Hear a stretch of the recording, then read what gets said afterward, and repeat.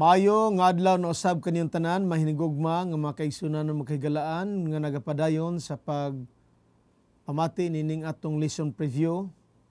Nini nga semana atong pagatun-an ang ikaunom nga bahin, ang uluhan symbolic acts. Nini nga pagtulunan atong ikalipay nga kamo nagapakig-uban. Apan sa dili pa taong padayon, ako kamuhangyoon sa pagdukubang kanako sa pagtuaw sa Ginoo alang sa pagampo.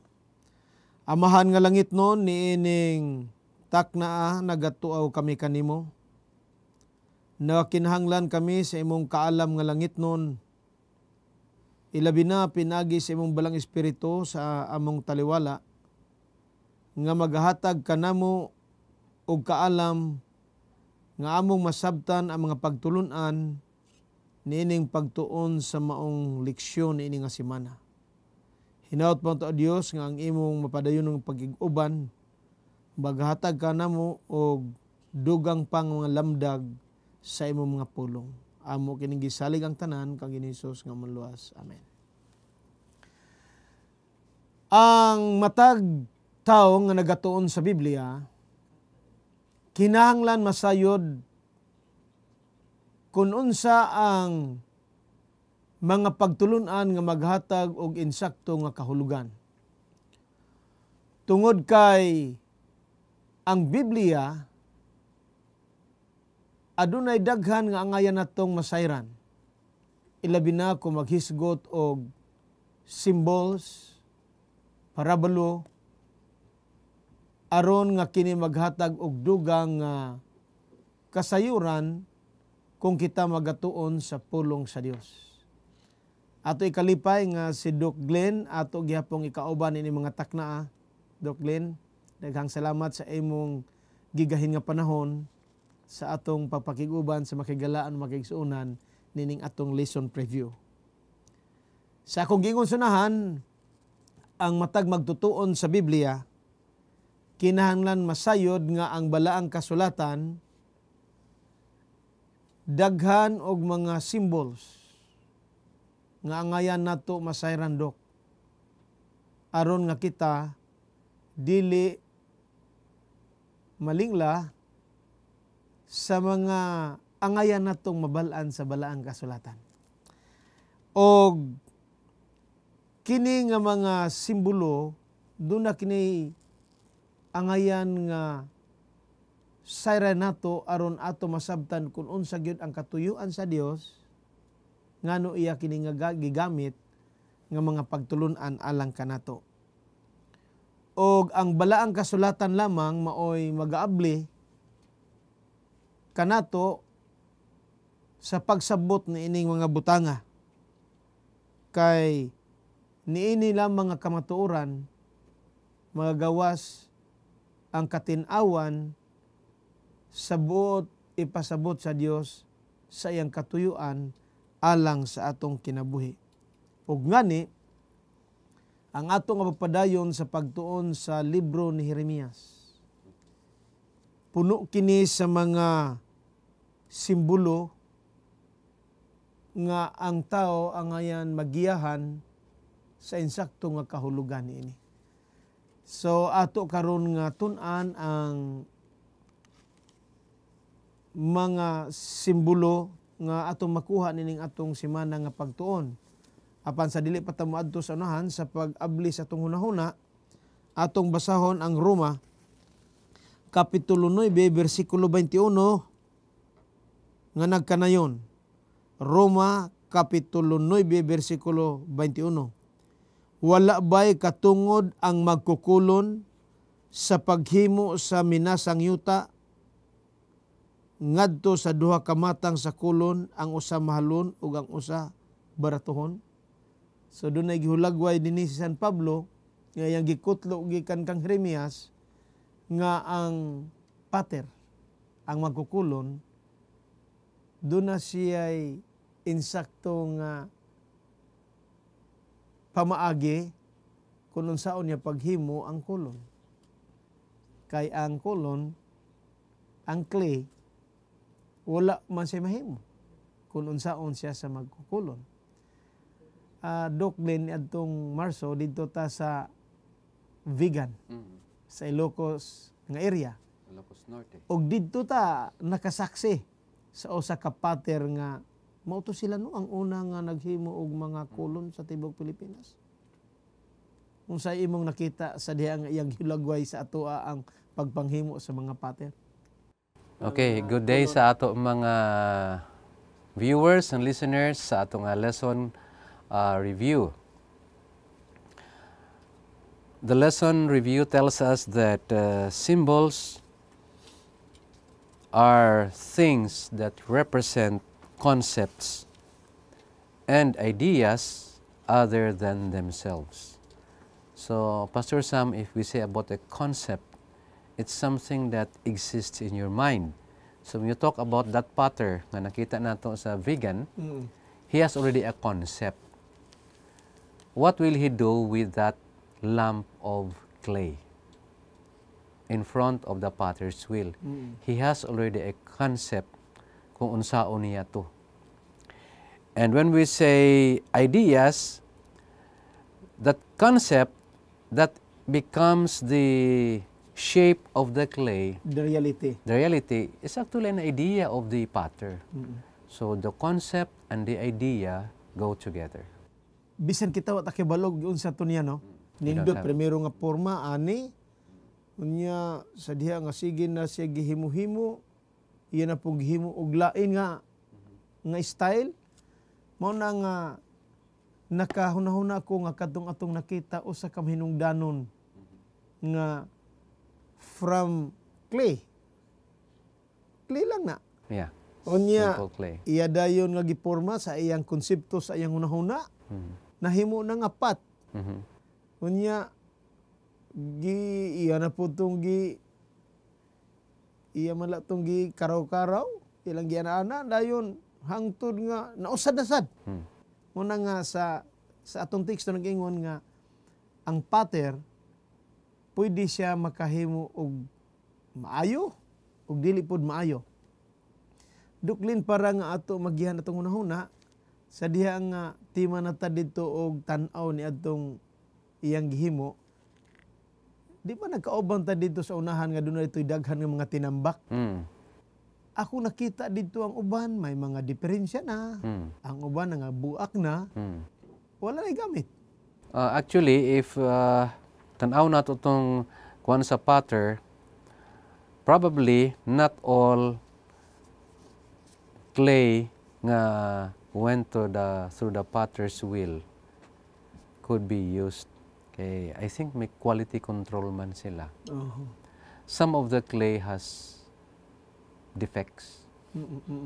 Others siguro through the pagporma. Pagporma. Ang iban pagdala sa dito sa oven or in handling. O gatong pagbutang niya og tubig baka sa iyang pagmix. Yeah. So there are so many things To consider before the pot could be considered of commercial value sa mga mapalit ana sa product. Okay.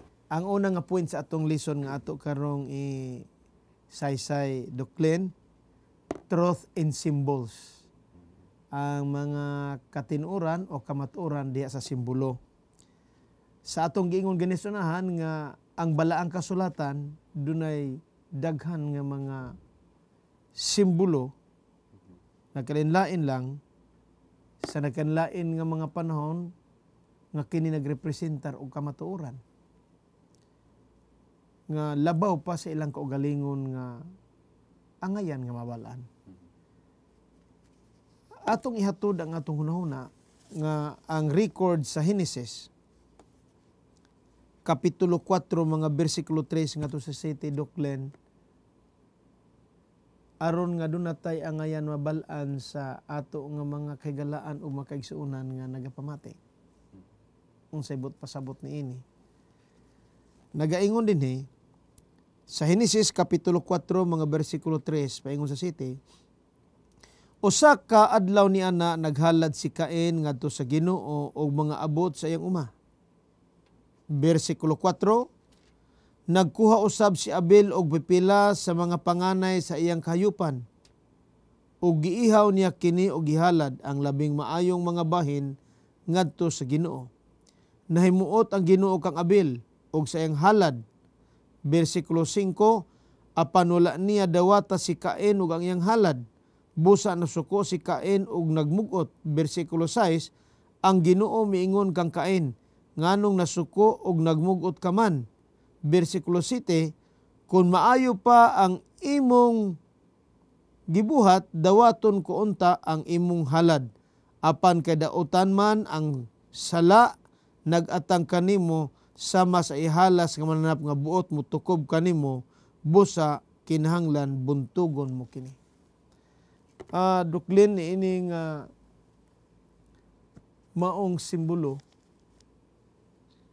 mahitungod sa mga paghalad ato minunduman sa unang panahon nga adunay mga halad-halad. Kini usa ka mahinungdanon nga ang halad nga gisgutan dinhi ang gidawat sa Ginoo ang mananap nga dunay dugo. Mao nga wala makapahimuot kaniya si Cain tungod kay ang gihalad ni Cain mga fruits man lang o tanon. Kaya ang gusto sa Ginoo nga pinaagi gyud sa dugo sa mananap nga kini dunay kahulugan nga nagsimbolo niya sa umalabot sa pag-ula ni Kristo sa iyang dugo dito sa Kalbaryo sa cross. Sa imong nga bahin? Okay, if you look here at the Clear Word Bible, verse 7 or verse 6, no? I read it in English. God said to Cain, "Why are you angry? And why is your face so distorted? If you had done what you had been told, wouldn't your offering have been accepted?" So in this verse, Cain knew, kay balo na si Cain kung unsa ang acceptable nga offering. He knew what was the offering accepted to God. Because our lesson tells us it's a symbol of salvation. But it says here, continue, but if you insist on doing things your way, you open the door for sin to control you. So with the situation that happened, Cain actually's disobedience opened the door for sin. So symbolically, the offering represented obedience. It could have a deeper meaning like salvation and Christ's future sacrifice. So that alone, from the beginning of the world, when sin became dominant, the Lord already taught men the right sacrifice. About the plan of salvation. About the plan of salvation. Gani, kung ato pang hunahunaon nga sometimes, dunay mga tao nga maninguha sa ilang kaugalingon alang sa ilang pagbuhat nga maghatod sa ilang kaluwasan ngadto sa Ginoo. Mao na ang kang Cain ba? Naghimo lang siya giya. Thinking dawaton sa Ginoo. Pero ang plano sa Ginoo kung maghisgot tag kaluwasan, it is by God's grace. Dili na sa atong kaugalingon nga panginingkamot. Ayaw tag hunahuna nga kusog ka mutabang, mupakaon ka ni bisan kinsa, o unsay mga good deeds nga imong himuon, nga makaingon tadok nga this is a good work alang sa akong kaluwasan. Or is it a symbolism of what you think is right? Right? Mauna nga. So is it possible, Pastor Sam, that what we do is a symbol? Is it a symbol or actual? Because actually, looking at this foundation text, Cain was a worker on the field, just like Abel. They both were given the chance. But here, Cain's decision was different from that of Abel. So could we say work is a form of symbol? Nagkunahon na ta nga kana atong gihimo, mao na kabalyo sa paningkamot nato nga maluwas ta. In other words, we are trying to work hard in order to earn salvation. But we are thinking on the other side nga ang kaluwasan, salvation is God's gift. It is a God's grace to us. Maunta na nga atong himundok nga ang loyon ni ining tanan sa grasya sa Ginoo, diha mo sulod ang atong obedience. Baliktad. Ang ato maningkamot ta, mo sunod gyud ta aron ta makaangkon sa kaluwasan. Pero ang iyas Ginoo nga ato sa siyang dawaton, ato sa higugmaon, the moment there is Christ in you, there is Christ in me, then everything will follow. Kay gusto man nato nga ipakita ang atong response nga gihimo sa Dios alang nga rin nato. Mauna nga niining duha ka sitwasyon ni Cain og ni Abel, dili makapamuot sa Ginoo kanang atong kaugalingon nga tinguha alang sa kaluwasan ngadto sa tao. Right. Mo adto ta sa lain nga symbolism dinhi sa Biblia nga mabasa doklen sa Números kapitulo 21 mga bersikulo 4 paingon sa 9, bersikulo 4. Mao kini nagahisgot may tungod sa bitin nga bronse. Gikan sa bukid sa Hor, misubay sila sa dalan padulong sa dagat sa Akaba aron dili sila makalata sa Idumea. Apan ang mga tao gikabsag pailob samtang nagpanaw sila. Versikulo 5. Og nagbagulbul sila batok sa Dios o ka Moses. Mingon sila, nganong gidala man ninyo kami gikan sa Ehipto nganhi niining kamingawan? Inyo ba kaming pakamatyon dinhi sa gutom ug sa uhaw? Gipul-an na kami niining pagkaon nga walay lami. Versikulo 6. Onya ang Ginoo mipadala kanilag mga bitin nga malalala o gipamaak ang mga tao ug daghang mga tao sa Israel ang nangamatay. Versikulo 7. Og ang katawhan nanuol ka Moses ug mingon, nakasala kami kay nagbagulbul man kami batok sa Ginoo kanimo. Pag-ampo sa Ginoo nga iyang wagtangon ang mga bitin.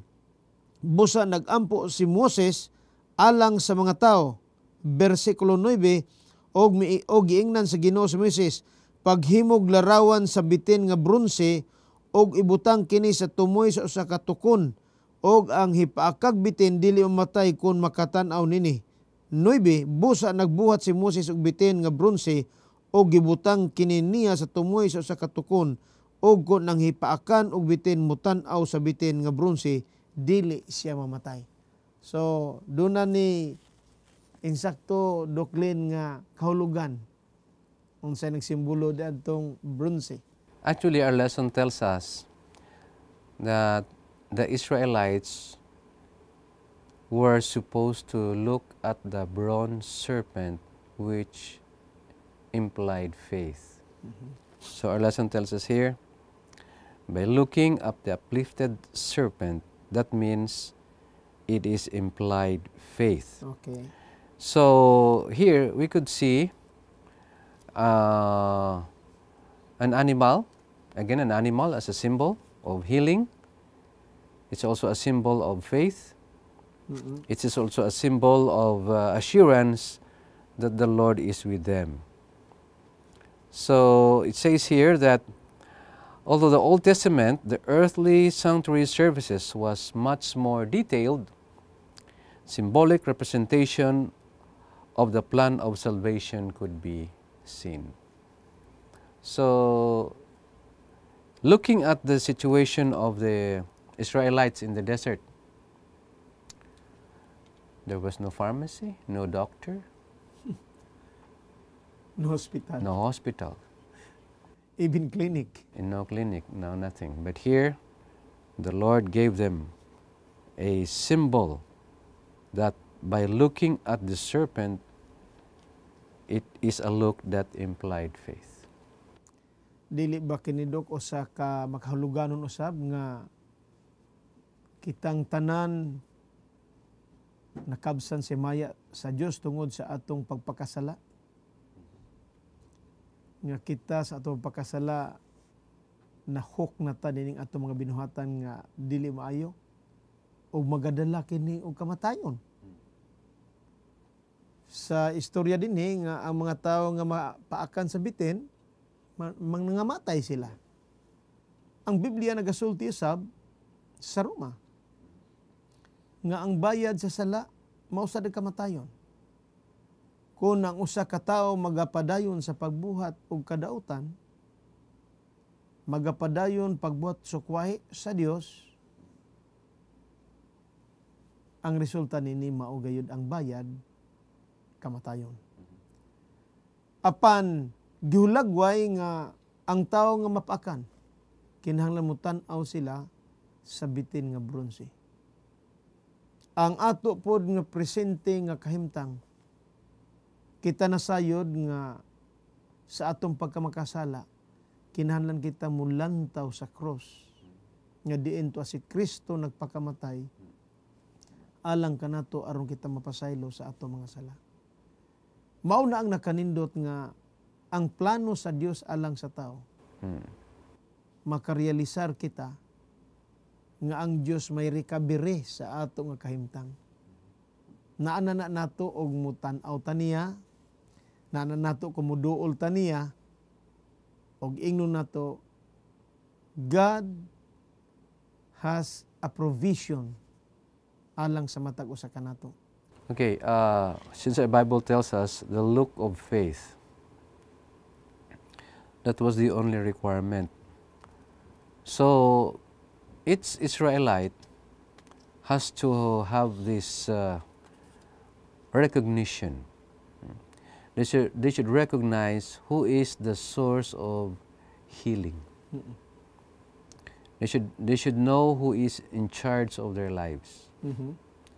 So in a very simple way, the Lord reminded them, just look at the bronze serpent, and that will give you life. So you mentioned about relationship with our Lord, because many times when you look at something that you don't recognize or you don't understand, you don't have faith. You'll not get well because you're looking at a different thing. But here, looking at the serpent, which symbolizes healing of and escape from death. Mao ni nakanindot sa Ginoo nga doon na say mga agency, mga pamaagi sama kang Moses nga iyang gisugo pagpahimangno sa mga tao nga mga bagulbulan og wala na makapahimuot kaniya. Ug sama sa ato karon sa atong kapanahonan, mapasalamat ang Ginoo nagagamit og mga tao nga mopahinumdum kanato. Sa atong gibasa ganina, nakarealize sila nga sila una nakapasubo sa Dios. Wala sila makapamuot sa Ginoo. Nagbagulbol sila sa Ginoo. Second to Moses. So, doon ay mga tao nga usahay mabalakata sa atong kahimtang niing kalibutana. But thanks be to God nga siya magapangita og mga pamaagi aron lamang kita maka-recover sa atong kahimtang, mahibalik kita ngadto sa iyang tiilan. Og ang ikaduha nato nga pagtulon-an niining lesson preview nato, Doc, mao ang the potter's clay. Ato natong gihatagan ginag introduction apan atong tukion ang Henesis Kapitulo 2. versikulo 7 nga nagkanayon, onya mikuha ang Ginoong Dios og yuta og nagbuhat siyag tawo gikan ini. Gihoy pa niya ang buho sa ilong sa tawo sa gininhawa nga naghatag og kinabuhi ug ang tawo nakabaton og kinabuhi. So niini nga maong teksto sa Genesis Kapitulo 2, versikulo 7, Dok, nagisugod din nga ang Pater mao ang Dios. So in the beginning, the Lord was the potter because we understand the potter knows what to do with the clay. The clay doesn't know itself. The clay is subject to the potter's decision. So here the Lord already had the example to be followed, that He is the one who shapes our lives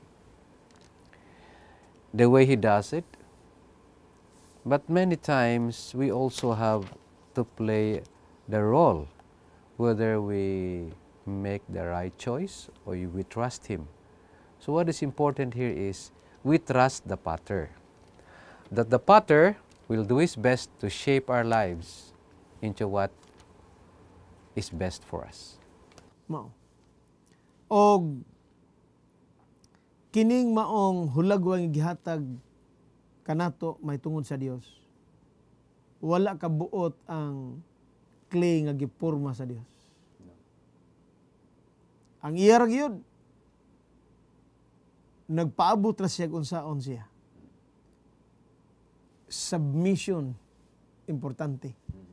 Ug mao po na sa atong kinabuhi nga ang Ginoo nahibalo nato. Ang ato lang isubmitter nato ug galingon niya. Kay siya mo ay naghatag og kinabuhi sa atong gibasa. Ug ang kinabuhi gikan kaniya. Ug sa laktod nga pagkasulti kining atong gikinabuhi dili gini ato. Ato lamang hinulaman sa Dios. Apan moadto ta sa kang Jeremias nga eksperyensya, Dok, kung atong basahon ang Jeremias Kapitulo 18, mga versikulo 1 ngadto sa 10. Naay mga pagtulunan nga ato dining mahimo og ato matagaan og pagtagad. Nagkanayon, Jeremias Kapitulo 18, versikulo 1. Giingnan ako sa Ginoo. Versikulo 2. Lakaw ngadto sa balay sa tighimog kulon og didto ihatag ko kanimo ang akong isulti. Nigiingon sa Ginoo. Versikulo 3. Busa miadto ako og didto nakita ko ang tighimog kulon nga nagtrabaho. Versikulo 4. Kung makita gani niya nga ang usa ka kulon dili maayong pagkabuhat, iya kining usbon pagmasa og hulmahon og lain. Versikulo 5. Unya giingnan ako sa Ginoo. Versikulo 6. Dili ba mahimo ko kaninyo katawan sa Israel ang gihimo sa tighimog kulon? Kamo aniya sa akong kamot sama sa minasang yuta diha sa kamot sa tighimog kulon. Ako ang Ginoo maoy nag-ingon niini. Versikulo 7. Kung miingon ako nga akong ibton, gub-on og laglagon ng usa ka nasod og gingharian. 8. Og unya ang maong nasod maghinulsol siyang pagkadautan dili ko ipadayon ang ginahuna kong buhaton. Versikulo 9. Apan sa laing bahin, kung miingon ako nga tukuron ko ang usa ka nasod og gingharian. Versikulo 10.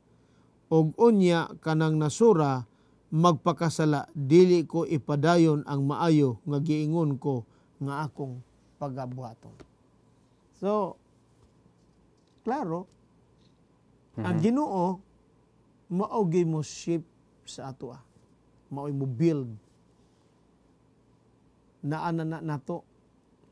So, Pastor Sam, how many people understand that concept? Munay dili kayo ko kasiguro kung unsa kadaga ng mga tao nga nakaamgo niini sa pagkamagkukulon sa Ginoo sa atong kinabuhi. Because it's the Lord who shapes our lives. But do you think the power of choice is involved here? What do you think? Because looking at the history of Israel, They were what? They were a stubborn and stiff-necked nation. Mao. So, well, anyway, that's already seen in the last part of our lesson. So, the question here is, the potter's, or I should say, there's no question that the potter's hand, he was given an image, a symbol of how God, the Lord, worked with human clay. So, the Lord shapes it. And we continue to study here that there is no hopeless. However hopeless the situation might seem, from Jeremiah's perspective, the symbolism of the potter and the clay showed him that ultimately, despite the wrong or even willfully wrong decisions that people make, the Lord is in control of the world. Dokli nagunahuna manggod ang uban nga sila lay bahala sa ilang gusto sa ilang kinabuhi. Untang giini mo nga we are given the choices in this life. Ug unsa atong pagapilion ining kalibutan naran na to. Maayo o dili. Apan tigam ni nga kining atong mga binuhatan ining kalibutan hatagan nato ninyag husay dito sa Dios. Mao na nga ang record sa Biblia kung imong atong padayunon, kung maadto ta sa libro ni Isaias, doon na say giingon dinhi. Isaias 29 bersikulo 16. Gibalitad nila ang mga butang. Mas importante ba di ay ang lapok kaysa magbubuhat og kulon? Makaingon ba ang binuhat sa iyang magbubuhat? Dili ikaw mooy nagbuhat kanako, wala kay igong panabot. So dili gid ta musukwahi sa gusto sa Dios tong kinabuhi. Sumala pa din ni Isaias nga ang mga tao mangod sa Israel ilang gibalitan. Imbes magpakiluoy sila sa ilang kahimtang ngadto sa Ginoo, nabalitad kay naghimo naman sila og mga dautan nga binuhatan. Naghimo sila og mga pamaagi nga makapahimog kaligot-got sa Ginoo. Muna nga kita, ato lagi itong himuon, ang angayan na ito himuon, subay sa lagda sa Diyos. Muna yung giung ganina kanako, pila ka sa magkatawa nakasabot ni ini. Nga ang kulon, dili gud siya makasulti ngadto sa magkukulon nga mao ang Dios. Kay ang Dios mo ay nasayod sa angayan natong paghimuon. Di ba? Yeah. So here, there is ato na lesson, Isaiah has also a lamentation because the clay does not acknowledge the potter. Mm-hmm. And kaina na-mention mo about the clay arguing with its maker, which is impossible, because as the potter has the concept and the ideas, iya gina siya sundon. So Isaiah 64 says, God is the potter, and we are the clay, the work of His hands. So what you are and what I am is because of the work of the master potter. We are not our own. We are not our own. So again, I go back to the question. If people recognize this, our world could be the best place to live in. Tama gyud. People will be brotherly to others. There will be no racial discrimination. There will be no war. There will be no sickness or hatred or murder, because each person acknowledges that he was created by God. Okay. Moadto ta sa sunod nato nga pagtulon-an Dok sa degeneration of a nation. Ato ganyang gisigutan nga doon natay free will. Doon natay mga choices sa kinabuhi. Alang nako, although gihatagan ta og free will sa Ginoo, pero dilibot pasabot nga kanang free will nga gihatag nato atong himuon sa paghimo sukwahi sa Dios. Alang nako, if you are given the choices sa Ginoo, atong pilion siya labaw sa tanan sa atong kinabuhi. Muna naka-importante. Kay niya, ang Jeremias Kapitulo 19, versikulo 4 nagkanayon, buhaton ko kini tungod kami biya ang katawhan kanako, o gihugaw-hugawa nila kining dapita pinagi sa paghalad ngadto sa mga Dios nga wala ihilhi nila bisan gani sa ilang katigulangan o sa mga ari sa Juda. Gilukop nila sa dugo sa mga taong inosente kining dapita. O tanawara, ang Dios magahimo siya og paagi nga kita masayon. Mao na nga maabot sa ato ang mga kalamidad, mga kasakit, ug uban pang mga kalisdanan ug katalagman niining kinabuhi tungod kay ang tao wala makamatikod sa ilang angayan himuon sa Dios. Tugutan sa Ginoo kini mga butanga nga may tabo aron kita makarealisar nga dunay Dios nga may gahom, dunay Dios nga angayan unta manalipod ka nato. Pero gitugot na sa Ginoo. Apan ang uban sukwahi, instead nga makarealize ta sa Ginoo, mahimo hinuon nga maligot-got ta kaniya. Sa imong panglantaw Dok, ang ayan bagitang maligot-got kung maabot ni makasakitan sa atong kinabuhi. Well, if we look at science, the causes of illness and death are only two: genetics and the environment. We have no control over genetics, Yes. but we could control our environment. Labi nini atong panahon karon. Like what we are living right now. The Lord created a perfect environment according to Genesis. He called it very good or good, and it is fit for human habitation. Now, remember, brethren, it's not just the physical world, but the Lord created us mentally, socially, and spiritually capable as well. Mm-hmm. So, whether we stress the physical, the mental is involved. Mm-hmm. The spiritual is involved. The emotional, the social is involved. So, when our lesson tells us here that the nation of Israel degenerated, that means to say, throughout the years, it went down and down and down through repeated violations of God's word. This is what happened. It didn't happen overnight. It happened for many years. And it's sad to say that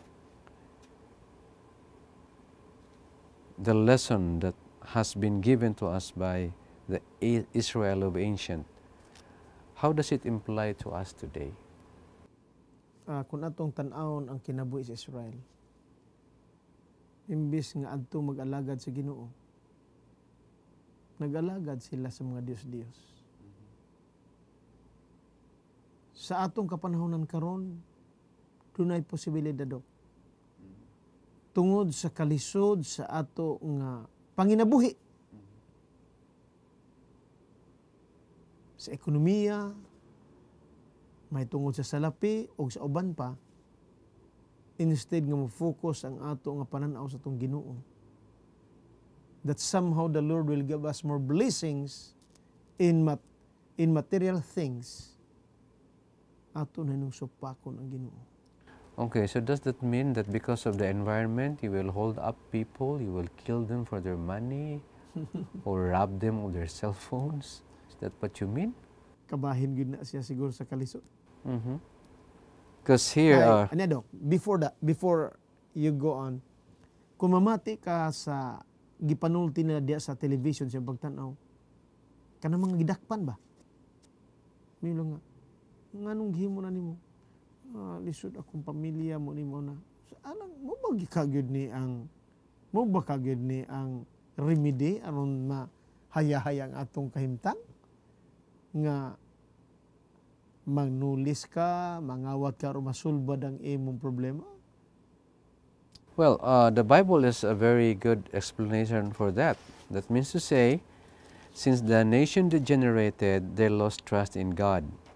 And God tells us, look at the birds, look at the animals, who feeds them? Look at the grass, the flowers, who makes them bloom? And God says, you are more than any bird or animal or flower if you trust in me. Na kay mabaton nga sobra pa diha nga blessing. Buti pa sa butok, kining tanan kung musalig lang ta, maabot ra ni. It will come to us. Ang problema lang kay musukwahi ta sa atong alagianan. Because man would like to control others. He likes to control the environment. He's not contented with his wealth. He wants the wealth of others. So all sorts of these things happen in our world because man thinks he is Lord of everything. Muna nga ang atong nakita sa gisaysay ni Jeremias nga instead nga ang magbubuhat o inuto pagkasulti ang Dios maoy magkontrolar unta sa atong kinabuhi alang sa kayuhan, gusto nato nga kita mo imo kontrolar sa magbubuhat. Wala na to maalimgati, wala na to masayre nga to follow God's direction sama sa iyang pag-shape sa maong paghimo sa kulon, ang Ginoo dunay ihatag nga kaayuhan. Mao na nga kung gusto ta magpahimo sa Ginoo sa iyang gusto sa atong kinabuhi, imong yung perfect nga paghimo. So unsa may tabo di anang mahimo na unya nga dili maayo? Ang sunod nato nga pagtulun-an dinhi, giismas sa Dios ang iyang gihimo nga journey. Kung buasa tagpipila ka mga bersikulo sa Jeremias kapitulo 19 nag-ingon. Bersikulo 1. Onya gisugo ako sa Ginoo sa pagpalit og tadya o gisugo sa pagdalag mga pangulo sa katawhan og pipila ka gulang-gulang nga mga pari. 2. Aron sa pag-adto sa gawa sa ganghaan nga ginganlag ganghaan sa mga buak nga tadyaw didto sa walog ug sa hinom didto gipasangyaw sa Ginoo kanako ang iyang gisulti kanako. Bersikulo 3. Gisugo ako sa Ginoo nga ingnon ko ang katawhan, pamati kamong mga hari sa Huda o katawhan sa Jerusalem sa akong isulti. Ang Ginoo nga labing gamhanan ang Dios sa Israel nag-ingon, padad-an ko kining dapita og matang sa katalagman nga makabungog sa dulunggan sa tanan. You see? Maanindot nga hulagway nga ang Dios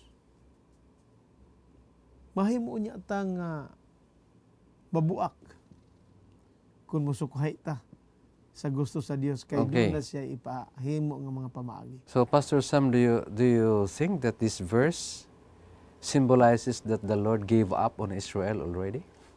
Wala man, pero iya lang gitugutan nga dunay mga butang nga makarealize sila. Pero you know what? This part of the lesson tells us, kung mabuak na ang jar, it's impossible to bring the pieces again. Diba? Have you naakay expensive nga china or plate sa imong balay? Nabuhian sa imong helper? Wala na. Patay. It's the end of it. Wala yan. You cannot bring it back. Wala na. Imbis nga imo nang mahimo nga mga maayong decorations sa imong puluyanan, wala na. Mao na nga si Jeremias gihatagan niya og insakto gyud nga panlantaw. Pero sa tawhanon nato, it's hard nga mahibalik na ang clay sa iyang insakto nga gihimo. Pero in spiritual sense, bisan pa og nabuak na ta sa atubangan sa Ginoo sa atong mga binuhatan, nahilayo ta kaniya sa ato nga mga pamaagi nga dili maayo. But still God is trying to bring us back to Him. Okay, or should we say another thing? In our spiritual life, let us not wait for our vessel or our pot to be broken in several pieces. It's like high blood pressure.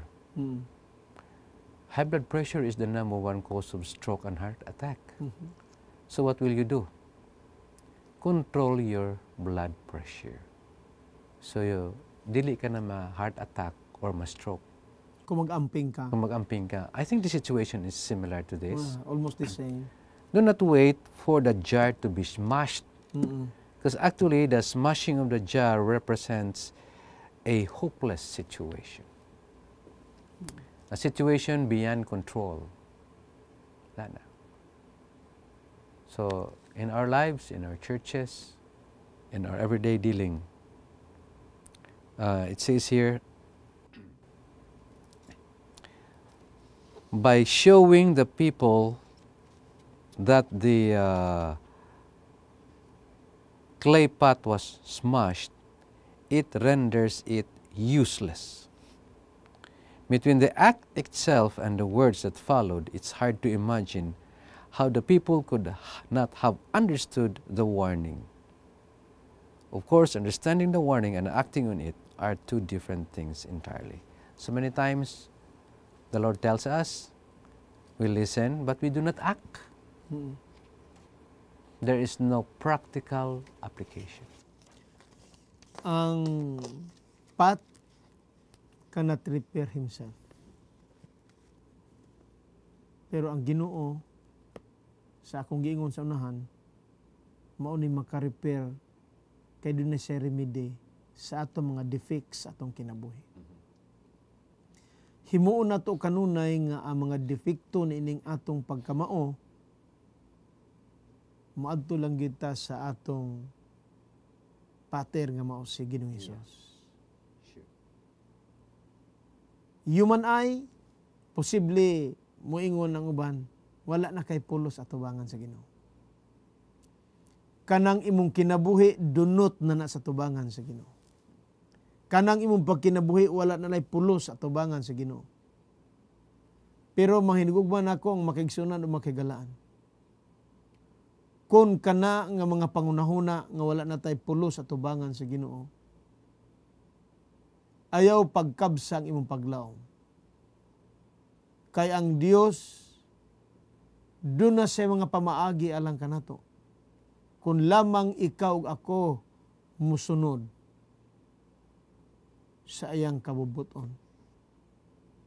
Kay ang Ginoo ra gayon ang makarepair kung kita lamang mo submit sa atong kaugalingon. Tinuod na. Walay mausa na to higala o makaigsunan. Nga makausab sa atong depektuso nga kinabuhi. Wala. It is only God nga makahimo pagbag-o sa atong kaugalingon. Mao na nga ato kanunay hunahunaon nga kung ang atong pagkinabuhi nalayo na ta sa Dios, ato siyang dawaton pagbalik sa atong kinabuhi. Aron siya andam sa pag-remake sa atong kinabuhi. Kay ang Dios dili siya mamugos kanimo ni kanako kung dili ta gusto nga siya magahimo pag-usab sa depektuso nato nga kinabuhi. Moadto ta doklen sa katapusan nga point sa atong leksyon, the linen belt. Nga kini nga pagtulunan kung atong basaon ang Jeremias kapitulo 13. Mauni maghatag nato og dugang nga kasayuran niini nga mga simbolo nga gihatag kanato.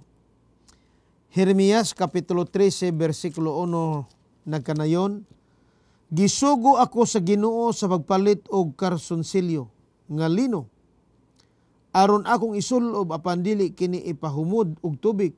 Bersikulo 2. Busa mipalit ako karsonsilyo og gisulob ko kini. Bersikulo 3 unya, misulti kanako pag-usab ang Ginoo, lakaw ngadto sa suba sa Euphrates og hubua kanang karsonsilyo og tagui didto sa lungag sa bato. 5. Busa miadto ako sa suba sa Euphrates og gitaguan nako didto ang karsonsilyo sumala sa gisugo sa Ginoo kanako. Human sa daghang mga adlaw, gipabalik ako sa Ginoo sa suba sa Euphrates aron pagkuha sa karsonsilyo. Bersikulo 7, busa mibalik ako kining gikuha, apan nadunot na kini og dili na magamit. Bersikulo 8, onya giingnan na usab ako sa Ginoo. 9, ingnon ko niini paglaglag ang garbo sa Huda ug sa Jerusalem. Kini nga makatawhan dautan ug nagdumili sa papatalingog sa ako mga pulong. Mga gahi gyud silag ulo ug misamot ang ilang kadautan. Nagsimba ug nag-alagad sila sa mga Diyos-Diyos, busa may sama sila sa karsonsilyo nga nadunot og dili na magpulos. 11, sama nga ang karsonsilyo mukupot sa hawak, gihimo ko nga ang tanang katon sa Israel ug sa Huda mukupot kanako pag-ayo. Ang tuyo ko mao nga sila mahimong akong katawan og magdaig og mapasidungog kanako, apan nagdumili sila sa pagtuman sa ako mga suno. Unsa nga pagtulon ang duglin? Okay, this is similar also to the pot smashed, which is beyond repair. So, like this linen cloth, once nga madunot na siya, kung sa ilunggo pa, anhon mo pa na siya. Wala pulos. Wala na. Couldn't restore it back. Nadunot na siya eh. It's already been destroyed. So, looking at the lesson that we have here is almost the same. A linen cloth becomes useless once it's Rotten.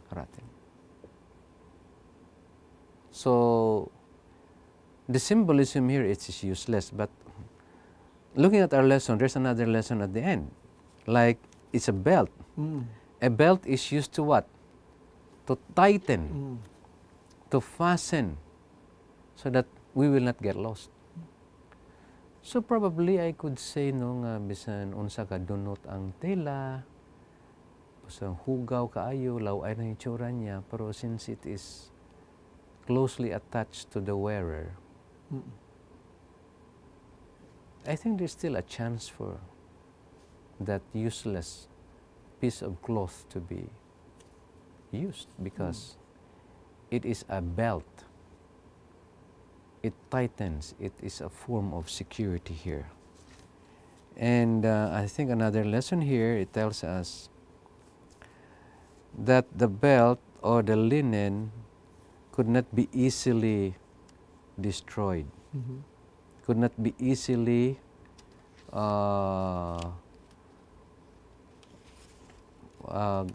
grow old or something like that. But this represents the long, according to our lesson, this represents the long distances that the Israel nation has traveled away from God. It represents a distance which is too long or too far away to be reconciled. So if you remember the captivity of the Israelites, how many years? 70 years. They were held in Judah for 70 years, according to Jeremiah. What's more, after returning from such a long trip, Jeremiah could understand the joy of returning after 70 years of captivity.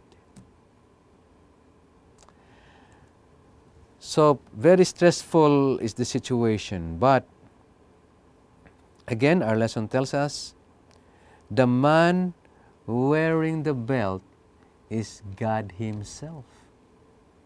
Okay? And furthermore, this shows, among other things, just how closely God tied Himself to His people. Some commentators have seen significance in the fact that the belt was made of linen, the same material as the priestly garments. After all, Judah was to be what? A priestly nation. Mga hinigugma nga mga kaigsoon na makigalaan, daghang salamat sa iyong pagpamati sa atong lesson preview. Magalaom kami, kauban ni Duke Glenn, nga kini mga butanga, o sa kakahimutan sa Dios kung kita mo balik kaniya, aron iya kitang mahimong mahinang punon. Magaampo kita. Amahan nga langit nun, daghang salamat sa imong mapadayunon nga pakiguban kanamo. Nagalaom kami Ginoo nga sa among pagkawalay pulos sa imong atubangan. Kung kami o Dios dunot man sa mga pananaw sa uban. Apan daghang salamat sa imong paglaom gihatag kanamo ug kasiguruhan nga kami imong gipakamatyan dito sa Kalbaryo sa krus aron maangkon namo ang kinabuhing walay katapusan. Daghang salamat nining tanan nga kaayuhan imong gihatag kanamo. Nagasalig kami Ginoo Hesus nga luwas. Amen.